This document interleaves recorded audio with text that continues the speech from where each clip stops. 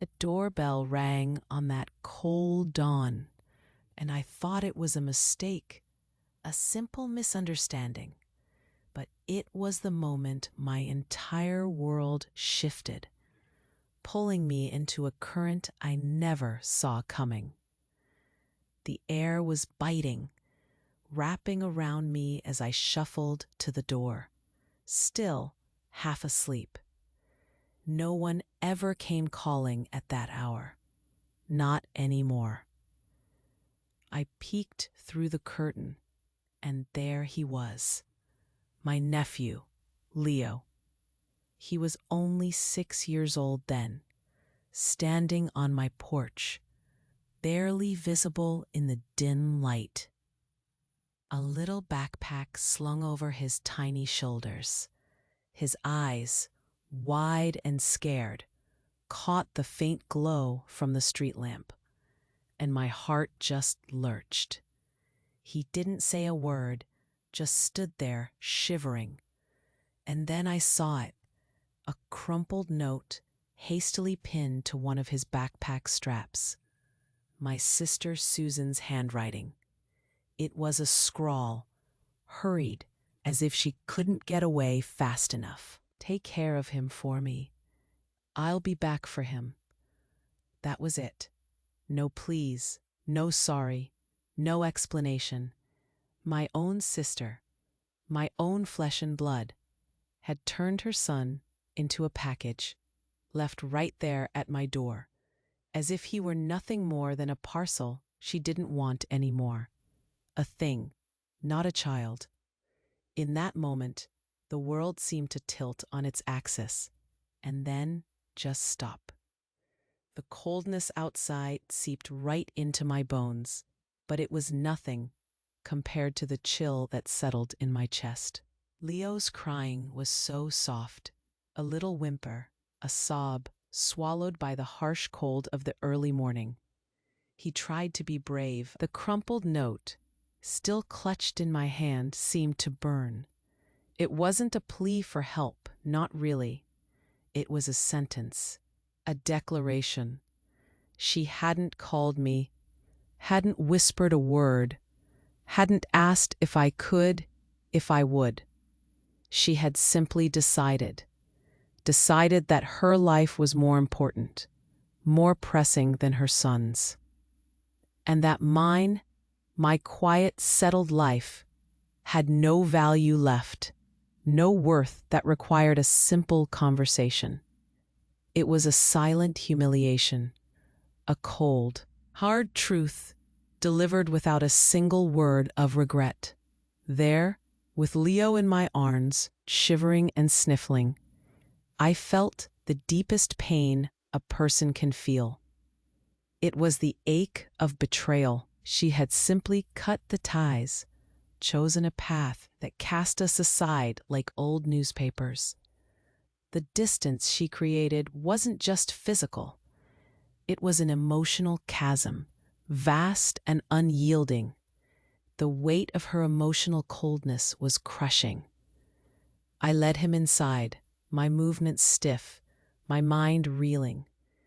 The warmth of the house felt strange, almost alien, after that icy encounter on the doorstep.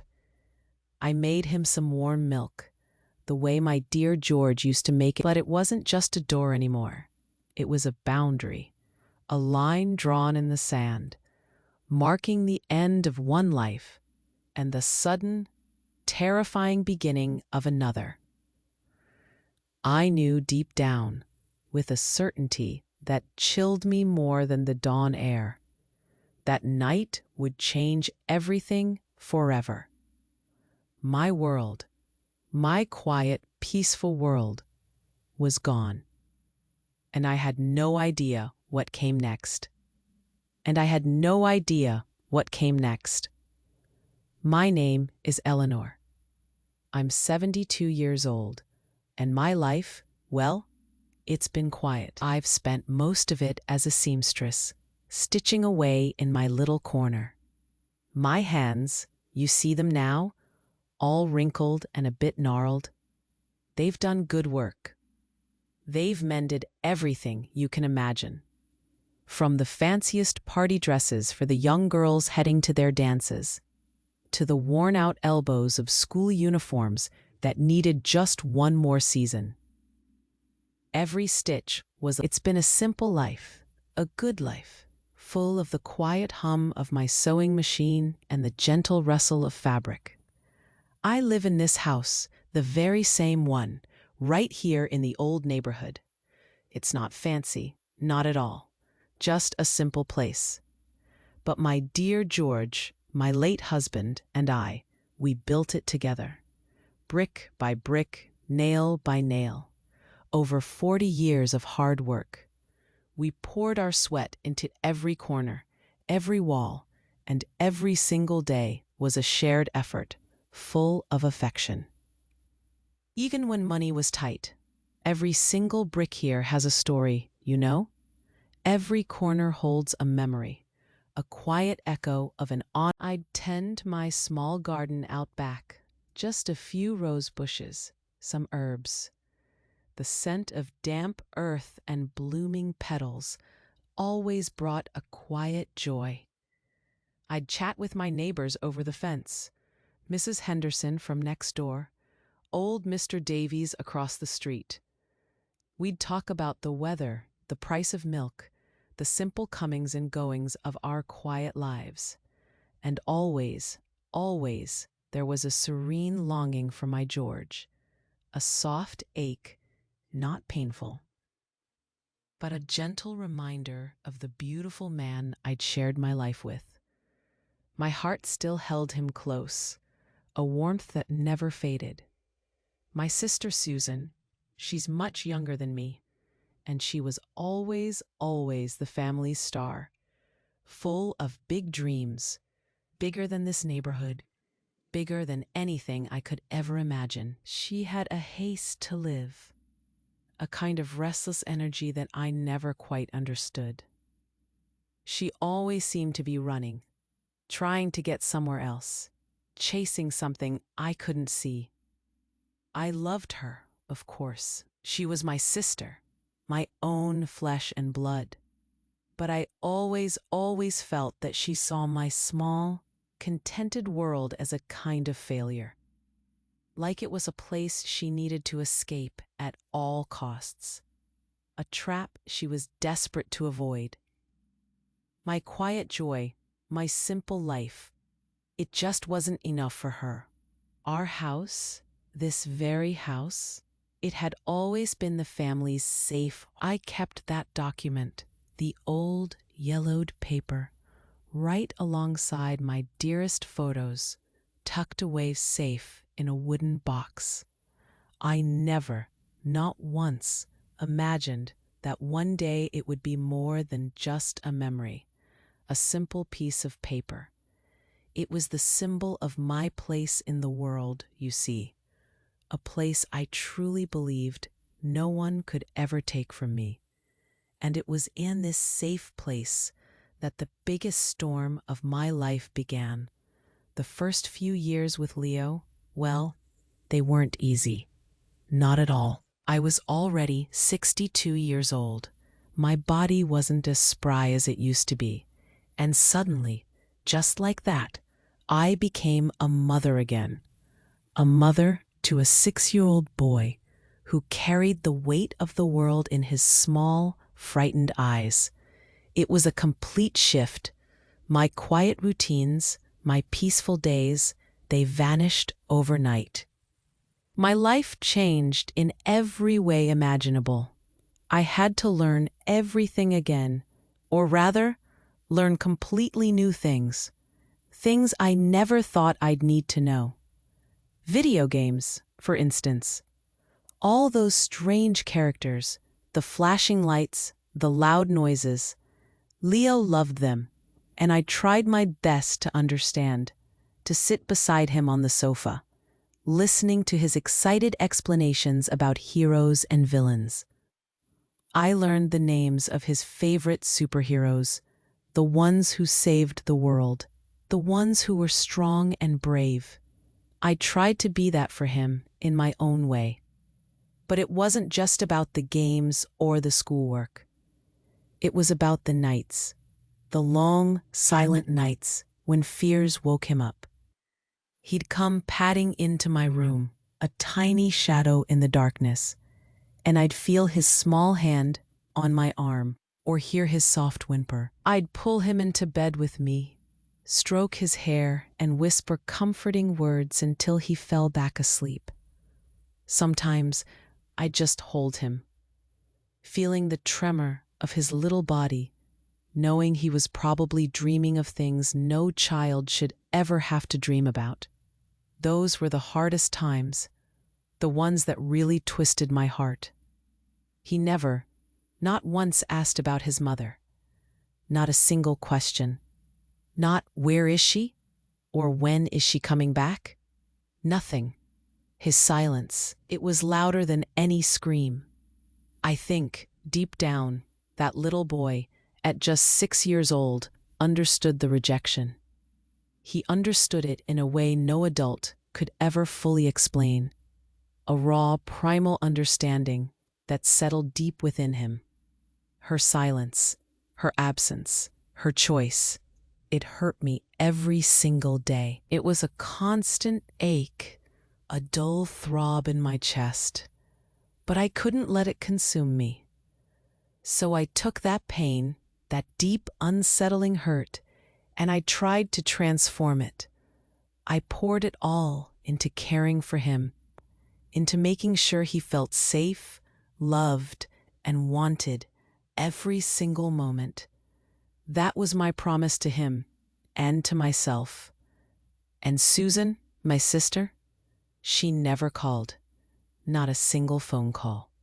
Not one birthday card for Leo. Not a single Christmas message. Nothing.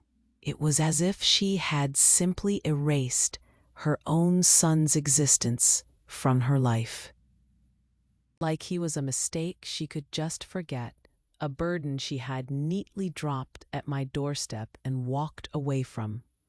It was a chilling thought, how someone could just do that. Sometimes, a distant cousin, old Martha, would call. She'd always have some little piece of news, a rumor really, about Susan. Martha would say Susan was doing well, that she'd moved far away to a big city like Manchester.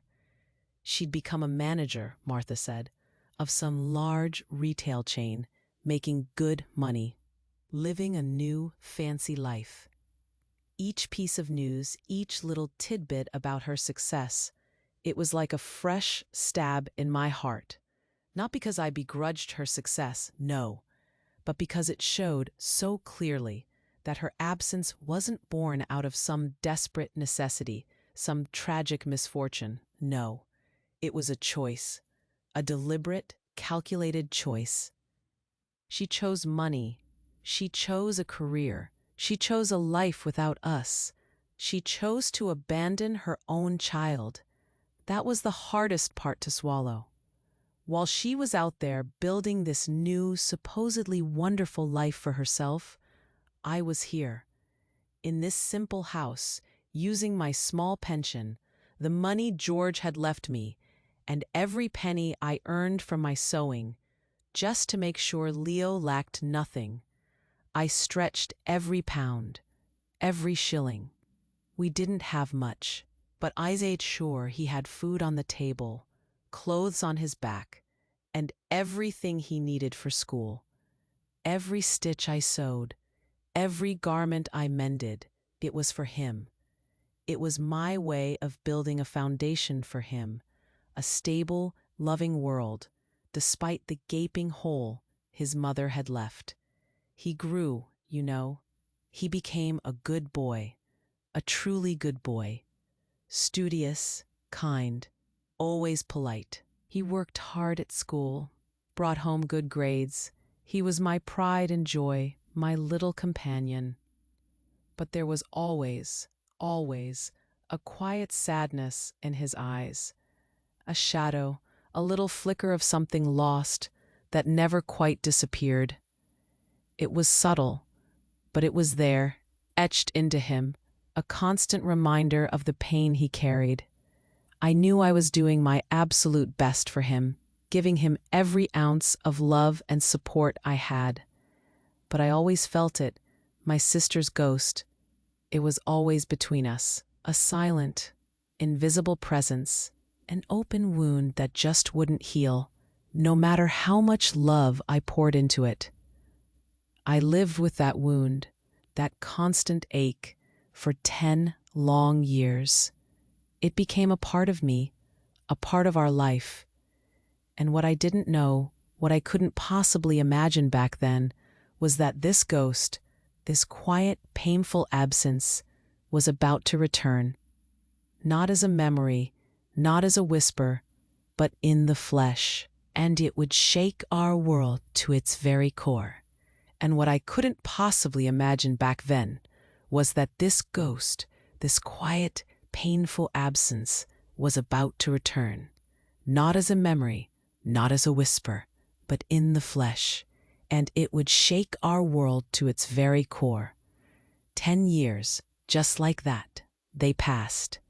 It felt like a lifetime and a blink all at once. Leo was a 16-year-old boy now, tall, lean, and so intelligent.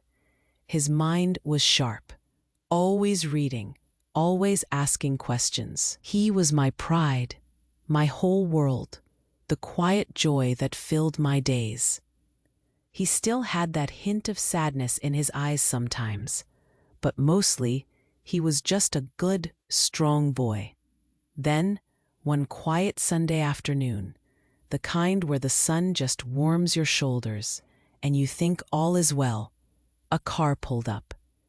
It wasn't one of our neighbors' cars, not a familiar vehicle. This was a fancy one, an imported car, sleek and shiny, like nothing you'd ever see parked on our simple street. It hummed softly, a foreign sound in our peaceful neighborhood, and then the engine cut out, leaving a sudden silence. And from it, she stepped out, an elegant woman, dressed in clothes that looked like they cost more than my whole month's pension. Her hair was perfectly styled. Her jewelry glinted in the sunlight. A rehearsed smile, bright and fixed, played on her face. My heart, it just stopped. It was Susan, my sister. She didn't look like the same person at all. Time and money, they had transformed her into a stranger. She had an air about her, a kind of superiority, a brittle confidence that chilled me to the bone. She walked right up my pathway, up to my door, and stepped inside as if this house, my house, were still hers. No knocking, no hesitation, just a grand entrance. She saw Leo first, standing there in the hallway, shocked, frozen. He didn't know what to do, what to say. She moved quickly, pulling him into a tight hug, a grand gesture of affection that felt so utterly false. And then she started talking, fast, about how much she'd missed him, about how life had been hard for her, filled with challenges, but that now, oh now, she was back to fix things. There wasn't a single apology in her voice, not a tear of regret in her eyes, not one. She acted like she'd just taken an extended vacation, a long trip, and was now back to reclaim her place as a mother, as if nothing had changed, as if a decade of absence was just a little hiccup. And me, the woman who had given 10 years of her life to raise her son? She treated me like a mere babysitter, someone who had completed her service and was now, quite plainly, dismissed. The humiliation, it was silent. It was profound. It settled deep in my bones, a cold, heavy weight. Right there in front of my nephew, the boy I had raised as my own son, she opened her fancy purse, and she offered me money. A stack of crisp bills. For all the work, she said, her voice flat, devoid of real emotion, as if a decade of love, of sleepless nights, of every penny I'd scrimped and saved, every stitch I'd sewn, could be paid for with a transaction.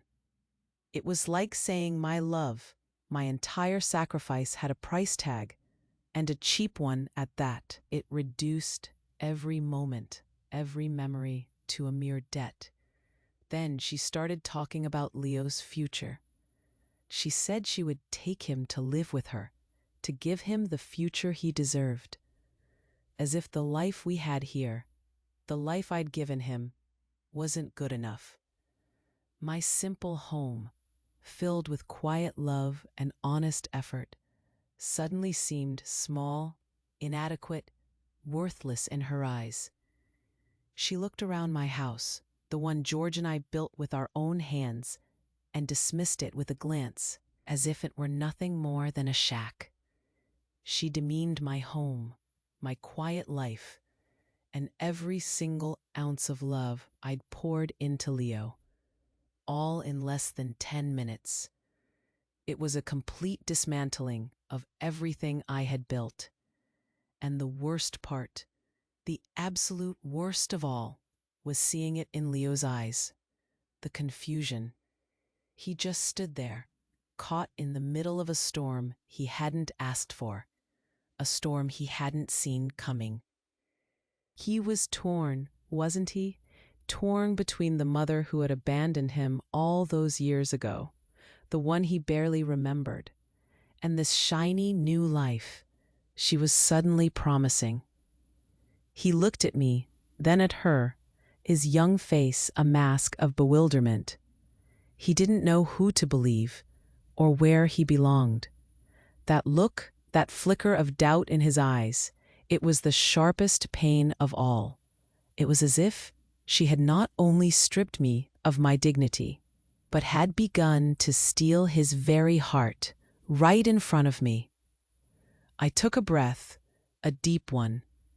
It was hard to do, with the shock and the hurt churning inside me, but I did it. I didn't scream.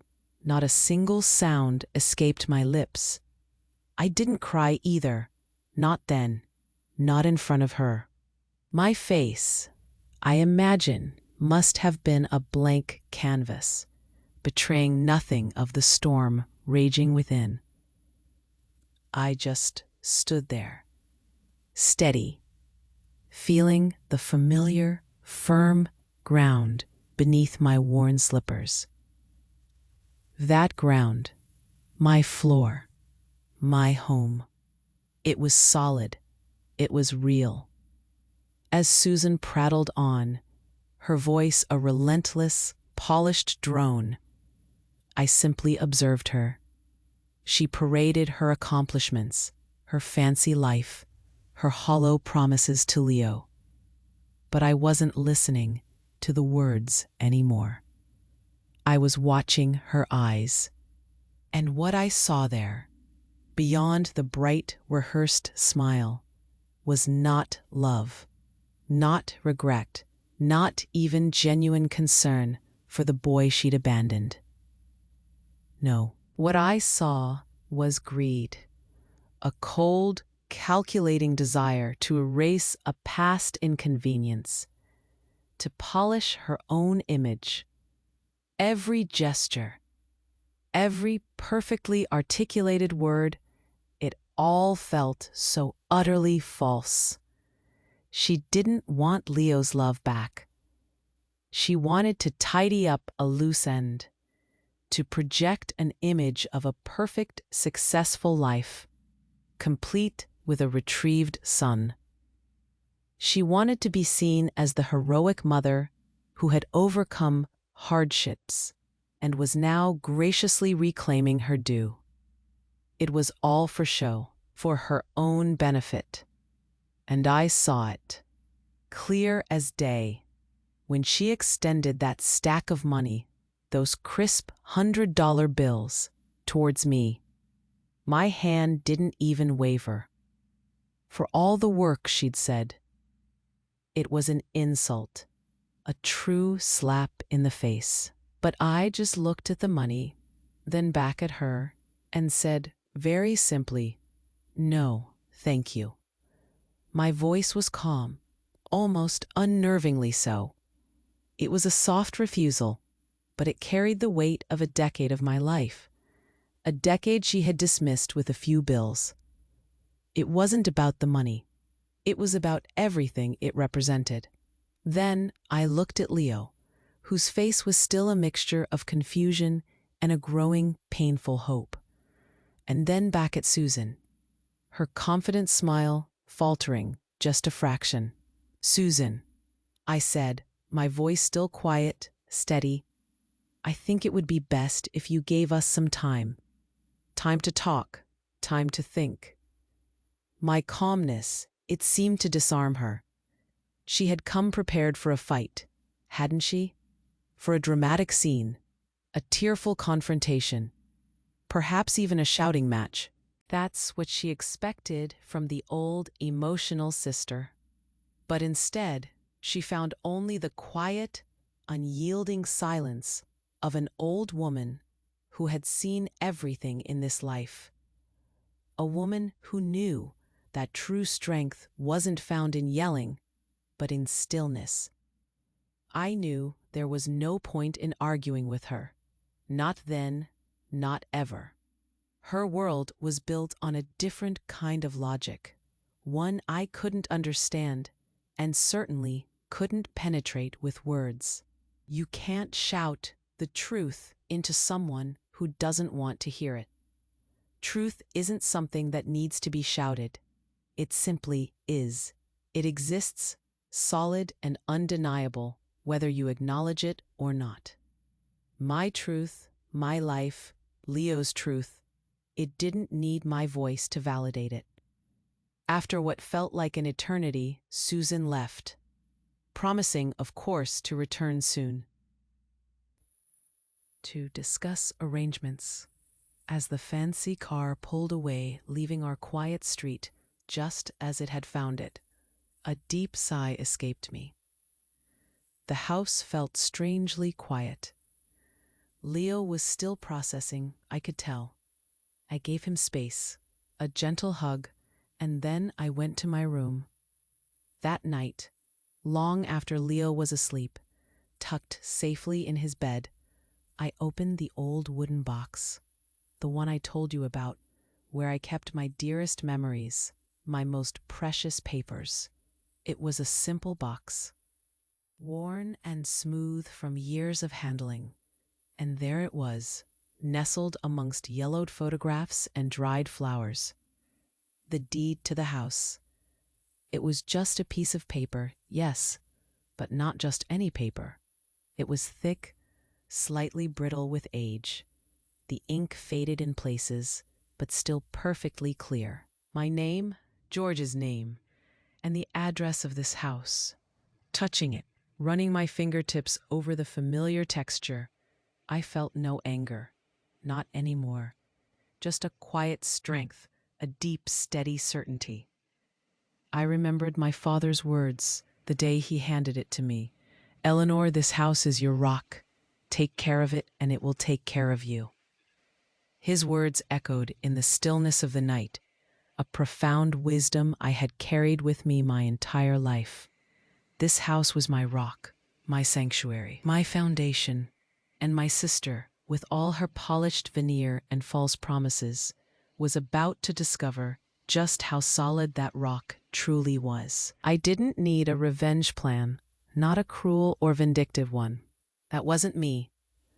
I just needed to wait for the right moment, the moment to simply show her the truth that was always here, in my hands, in these walls, in the quiet strength of this home, and it would be enough. I didn't need a revenge plan, not a cruel or vindictive one. That wasn't me. I just needed to wait for the right moment. The moment to simply show her the truth that was always here, in my hands, in these walls, in the quiet strength of this home. And it would be enough. But Susan, she didn't wait. Not for a moment. She began her campaign. a relentless, calculated assault. The phone, my quiet rotary phone that mostly rang from Mrs. Henderson or old Mr. Davies, now seemed to ring constantly. It was always her calling Leo. Every single day, sometimes twice, sometimes 3 times. I could hear her voice, bright and insistent, even from the next room. She'd promise him the world, things I could never, not in 100 years, afford. A new phone, the latest model, better than anything his friends had. A sleek, powerful laptop for his schoolwork, or so she said. And then the big one, a trip abroad. Paris, London, some exotic place Leo had only ever seen in books. She painted pictures for him, bright, glittering visions of a future I couldn't provide. A future he deserved, she implied. Not this quiet, worn-out life with me. And she didn't stop there. She started showing up at his school, not discreetly, not a quiet chat with a teacher. No. She'd pull up in that expensive car, right at dismissal, stepping out with that polished smile and armfuls of gifts. Brand new trainers, designer clothes, things that made the other kids gasp. Leo, bless his heart, he looked uncomfortable, embarrassed even. But what could he do? She was his mother, suddenly appearing, showering him with attention and lavish presents. I saw the way other parents looked, the way their whispers followed me in the grocery store. They saw the contrast, didn't they? The elegant, successful mother versus the old, simple aunt who couldn't even buy her nephew new shoes. It wasn't just the gifts, it was the story. She was weaving a narrative, a sad, pitiful tale that she spun for anyone who would listen. Neighbors, distant relatives, anyone who knew our family. She told them how she was forced to stay away, how circumstances, always vague and tragic, had kept her from her son. And then, the twist. How I, Eleanor, her older sister, had selfishly kept Leo from her. How I was holding on to him, not for love, but out of some petty jealousy of her success, some stubborn refusal to let him have the best. The whispers grew louder, bolder. Doubt began to spread through the neighborhood like a creeping vine. I saw it in their eyes, the eyes of people I'd known for decades. Mrs. Henderson, who always shared her prize-winning tomatoes, now offered looks of pity, mixed with something else, a hint of accusation. Mr. Davies, who used to wave heartily, now just nodded curtly. At the market, conversations stopped short when I approached. I felt like an outcast in my own community, a stranger in my own life. Every glance, every hushed word, every piece of news that drifted back to me, it was like a shard of glass in my heart. They cut deep, these unspoken judgments, these quiet condemnations. And then the worst part, the part that truly broke something inside me. It was Leo. He became distant, not rude, never rude, but quiet, withdrawn. The light in his eyes, the sparkle of our shared jokes, it dimmed. He was confused. I could see the battle raging inside him, the pull of the shiny new world Susan offered, against the quiet, steady love of the life he knew. He was a good boy, a smart boy, but he was still a child, vulnerable to the dazzling promises of a world he'd never known. One evening, after another call from Susan, another day of expensive gifts at school, he came to me. His voice was soft, almost a whisper, his eyes downcast. He stood there, fiddling with his hands, and then he asked it, the question that cut me to my core. "Aunt Eleanor," he said, his voice barely audible, "is it true that you're jealous of Mom's success?" Every single word, every single one was a fresh, searing wound. It was as if she had reached into his young mind and planted a seed of doubt, turning my love into something ugly, something selfish. I was losing him. Not to the genuine love of a repentant mother, no, but to the glitter of money and the insidious whisper of lies.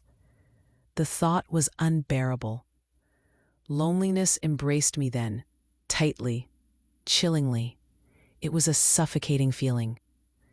It seemed everyone had forgotten the 10 long years I had been there. Through all his fevers, all the sleepless nights, all the parent-teacher meetings, every scraped knee, every tear, every laughter, every single moment of his growing up. I was there.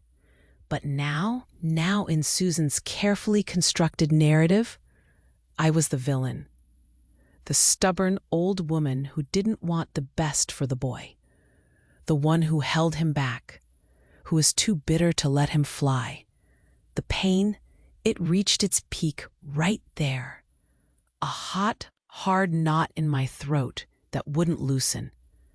I couldn't speak, couldn't cry, just a silent, burning ache. I was adrift, in my own home, in my own life. I felt cornered, diminished, stripped of every ounce of dignity. But through the pain, a cold, clear thought surfaced. I knew then I needed to act. Not for myself, not to prove anything to Susan or the gossiping neighbors, but to protect Leo. To protect him from the biggest disappointment of his life. To protect him from the hollow promises, the empty love, and the ultimate, crushing betrayal that I knew was coming from her. I just had to find the strength, and I would, and I would. That was the promise I made to myself, a quiet vow in the lonely silence of my living room. I didn't know how, not exactly, but I knew I couldn't let Susan destroy what little peace and truth we had left. I had to protect Leo. The following Saturday arrived, bright and deceptively normal. But I knew it wouldn't be. I felt it in my bones. And sure enough, just after lunch, that sleek, fancy car pulled up again. This time, Susan wasn't alone. A driver, a young man in a uniform, began taking suitcases from the boot. Big, expensive-looking suitcases, enough for a long stay. Or, more likely, a permanent departure. My heart pounded, but I kept my face calm, a quiet mask. She strode up the path, a triumphant look on her face, as if she were a queen arriving to reclaim her rightful throne. Leo was in the kitchen with me, helping me knead dough for bread, his hands dusted with flour. He looked up, his eyes widening at the sight of her, the familiar confusion returning. Susan didn't even acknowledge the driver, just swept past him, a whirlwind of expensive perfume and calculated cheerfulness. "Well, Eleanor," she announced, her voice too loud, too bright for my small house, "I've come to take Leo for good." She didn't ask, she declared it. "We're going to start our new life together. I've found a wonderful school for him, and a lovely new house, so much bigger than this one. He'll have his own wing." She gestured vaguely with a manicured hand, as if her imagination, "and you know," she went on, her voice softening but with a cruel edge, "to make things easier, perhaps it would be better for you to move into a care home. This house, well, it will be far too small for my new family.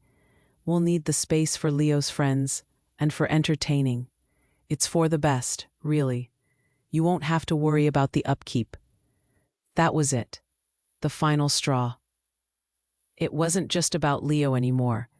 It was about wiping me away entirely, erasing my existence, my home, my entire life, as if I were nothing more than a cobweb to be swept from a corner. My hands, still dusty with flour, curled into fists, but I kept them hidden in the folds of my apron. I felt a surge of cold clarity, a calm that only age and absolute certainty can bring. This wasn't anger. It was resolve. I looked at her, really looked at her, then at Leo, whose face had gone pale, his eyes at the kitchen table. My calmness surprised her. I could see it. She hesitated, a flicker of uncertainty in her eyes, before she finally settled into a chair, still with that air of condescending patience. Leo, looking bewildered, sat opposite her. I didn't rush. I walked slowly to my room, my footsteps measured. I opened the old wooden box, the one I told you about, the one my father had given me, the keeper of my most treasured memories and my truth. My fingers closed around the thick, yellowed paper, the deed, the original document. My rock. I returned to the kitchen holding the deed carefully, almost reverently. Susan watched me, a small, dismissive smile starting to form on her lips, as if I were about to pull out some sentimental trinket she could easily discard. Leo watched me with a quiet, desperate hope. I placed the document on the worn, familiar surface of the kitchen table, right between them. It lay there, a humble, unassuming piece of paper. And then I spoke, my voice firm, clear, cutting through the silence of the room. "Susan," I said, looking her directly in the eye, "I think you've forgotten an important detail." Her smile faded, replaced by a flicker of confusion. "This house," I continued, my gaze unwavering, "was never yours. Not ever. Dad gave it to George and me when we got married. He handed me the deed himself. You lived here for a while as a favor when you needed a place to stay. And I took you in because you were my sister, and I loved you. But the owner of this house, Susan, has always been me." The shock on her face was devastating. The arrogant smile completely disappeared, replaced by a pallor of disbelief that spread from her perfectly made-up face down to her neck. Her mouth opened slightly, but no words came out. She stammered, tried to argue, a choked sound escaping her lips, but the words wouldn't form. How could they? The facts were there, plain as day, on the yellowed paper right in front of her. My name, the address, the truth. Leo looked at the document, then up at me, his eyes wide, searching. And for the first time in weeks, I saw them clear. It was as if a thick fog of lies, of dazzling promises and bitter accusations had suddenly dissipated. A raw, vulnerable understanding flickered there, a dawning comprehension. He saw the truth, not in shouts or accusations, but in the silent strength of that old paper. And in my quiet, unwavering voice, in that moment, she didn't just lose an argument. She lost the power she thought she had over us, the power she'd tried to wield with her money, her lies, her cruel assumptions. It vanished, just like that, and I felt it. A quiet, profound sense of justice, not revenge. Just justice. The truth had set us free. In that moment, she didn't just lose an argument. She lost the power she thought she had over us. The power she'd tried to wield with her money, her lies, her cruel assumptions. It vanished, just like that. And I felt it, a quiet, profound sense of justice, not revenge. Just justice. The truth had set us free. Susan left without saying a word. Her face was still pale, a mask of shock and disbelief, as she turned and walked stiffly out the door. The driver, looking utterly confused, finished putting her suitcases back into the car. They were still there, those expensive bags, a silent testament to her grand, failed plan. She never looked back. The car hummed to life, pulled away from the curb, and disappeared down our quiet street. Just like that. She never returned. And with time, her calls to Leo also stopped. First, they became less frequent, then just an occasional text message, and finally, nothing at all. The silence that followed her departure, that initial, heavy quiet after weeks of her loud, invasive presence, was at first a little strange, almost unsettling. I'd grown so used to the constant ringing of the phone, the tension in the air, the way Leo would jump every time it chimed.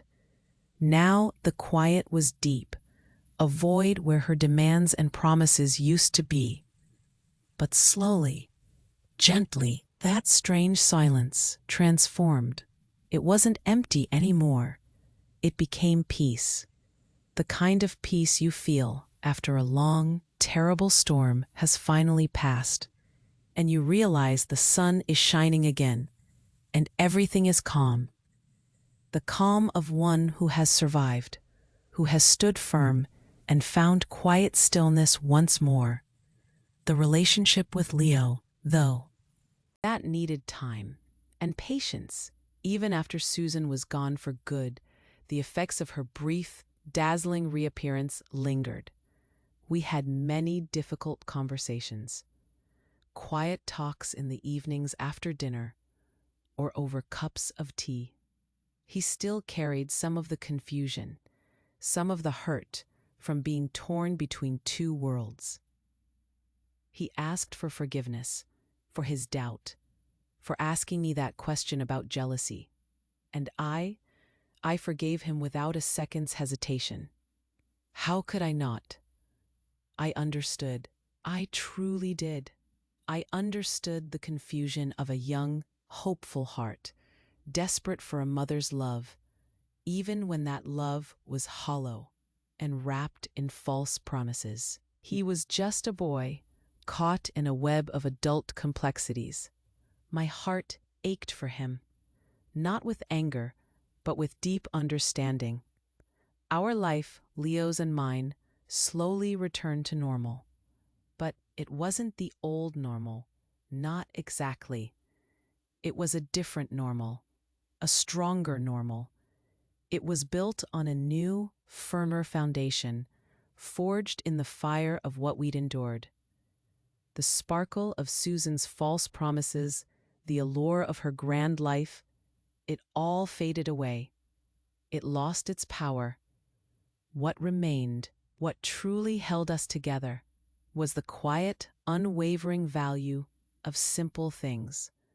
Dinner on the table every evening, the easy laughter, watching an old movie on television, curled up on the sofa. The comfortable silence of working in the garden side by side. It was the certainty of our bond, solid and unbreakable, a truth woven into the fabric of our everyday lives. I continued with my sewing, the gentle hum of the machine a familiar comfort, my fingers still nimble, stitching joy and repair into fabric. And my garden, my little patch of green, it thrived. The roses bloomed fuller, the herbs smelled sweeter. The house didn't magically turn into a palace, of course not. And I certainly didn't get rich. My pension remained small, my earnings from sewing were modest. But I regained something far more valuable than wealth. I regained my dignity, fully and completely. And the peace of my home, that quiet, precious peace, settled back into every room, every corner. I finally understood, in a way I never had before, that true power isn't found in money or in possessions or in grand, flashy displays. It's not in what you own or what you can buy. True power is in the quiet strength of knowing who we are deep down and what our true place in the world is. And my place, my honest, real place, was right there, in that simple, beloved house. Beside the boy life had given me as a most unexpected and most precious gift. And that certainty, that deep, unshakable knowing, was the greatest wealth I could ever have. More than any fortune, more than any grand life, it was everything. And that certainty, that deep, unshakable knowing, was the greatest wealth I could ever have. More than any fortune, more than any grand life, it was everything. The story I've told you, it's about my life. Yes, every quiet, painful, and eventually peaceful moment of it. But I often wonder, sitting here in my kitchen, looking out at my little garden, if it isn't also the story of many other people.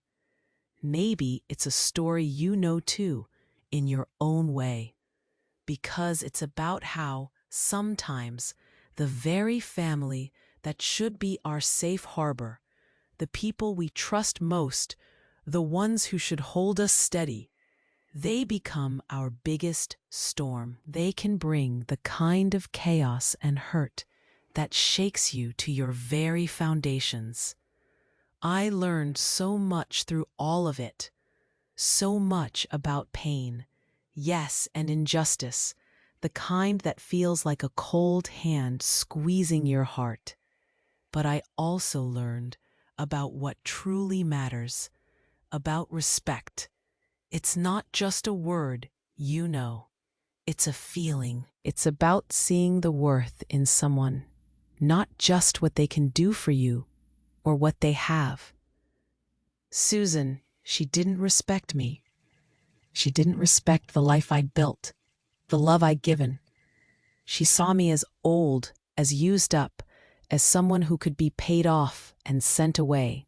She tried to take my dignity, to make me feel small and worthless, because she thought she had more money, more success, a better life. But dignity, that's something no one can truly take from you unless you let them. It's inside. It's the quiet strength of knowing who you are, no matter what labels others try to put on you. It's the value of every human being, regardless of their age or how much money they have, or whether they're still useful in the world's busy eyes, especially for us, the elderly. Sometimes it feels like people look right through you, like your years of experience, your love, your wisdom. It all just fades away because you're not young anymore, or strong, or loud.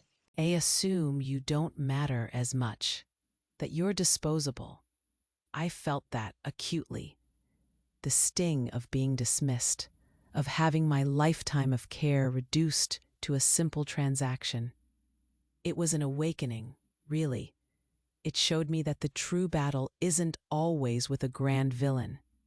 Sometimes it's with the quiet assumptions people make, the ways they try to diminish you. But those moments, those hard moments, they also showed me the power of standing firm, the power of truth, not shouted, but simply presented. The quiet strength of saying no thank you to something that demeans you, even when it's wrapped in pretty paper. And the new beginning? It wasn't a sudden burst of sunshine. It was a slow, gentle blossoming. It was learning to trust again, learning to feel safe in my own skin, in my own home, without the constant threat of someone trying to take it all away. It was rebuilding with Leo, brick by brick, the bond that had been shaken but never truly broken.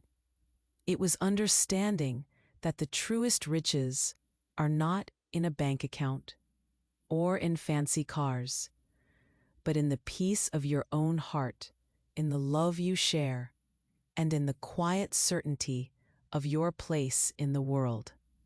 So I ask you, what about you? Have you ever felt unappreciated by those to whom you dedicated most of your love and time?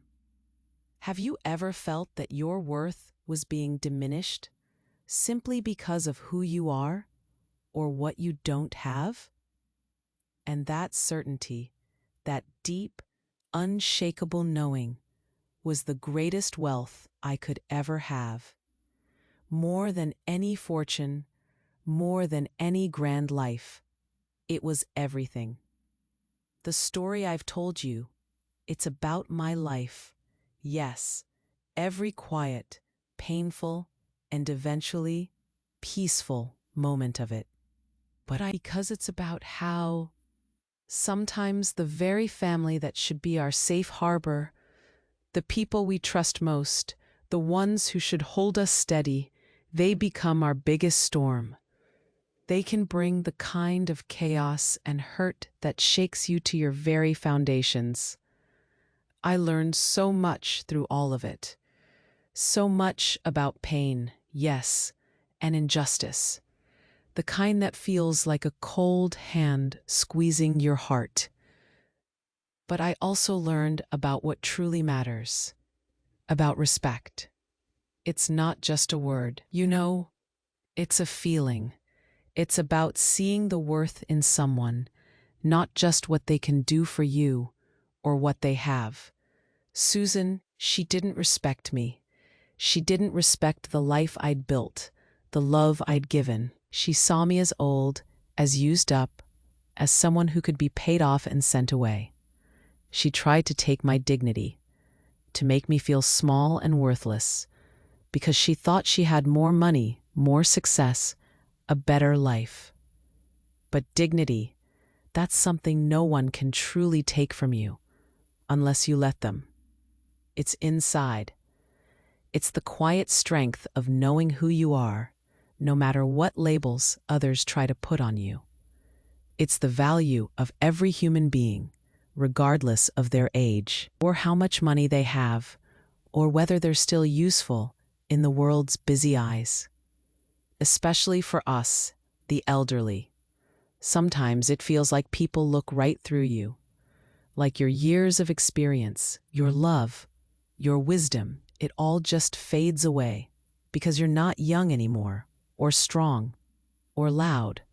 They assume you don't matter as much, that you're disposable. I felt that acutely. The sting of being dismissed, of having my lifetime of care reduced to a simple transaction. It was an awakening, really. It showed me that the true battle isn't always with a grand villain. Sometimes it's with the quiet assumptions people make, the ways they try to diminish you. But those moments, those hard moments, they also showed me the power of standing firm, the power of truth, not shouted, but simply presented, the quiet strength of saying no thank you to something that demeans you, even when it's wrapped in pretty paper. And the new beginning? It wasn't a sudden burst of sunshine. It was a slow, gentle blossoming. It was learning to trust again, learning to feel safe in my own skin, in my own home, without the constant threat of someone trying to take it all away. It was rebuilding with Leo, brick by brick, the bond that had been shaken, but never truly broken. It was understanding that the truest riches are not in a bank account or in fancy cars, but in the peace of your own heart, in the love you share, and in the... So I ask you, what about you? Have you ever felt unappreciated by those to whom you dedicated most of your love and time? Maybe you have a story too, one of quiet strength, of finding your own dignity in a world that tries to tell you your worth. These are the kinds of stories that truly matter, aren't they? The real ones. The ones that remind us we're not alone in our struggles and in our triumphs, no matter how small they seem. And if you want to keep receiving real stories like this, pay attention. YouTube might be unsubscribing you without warning. Confirm you're still subscribed to the channel and hit the notification bell. It's how we keep this little corner of connection alive. It means so much, just knowing we're all here listening to each other. Because sharing these pieces of our lives, the hard bits and the beautiful ones, that's how we find strength. And that's how we feel truly connected.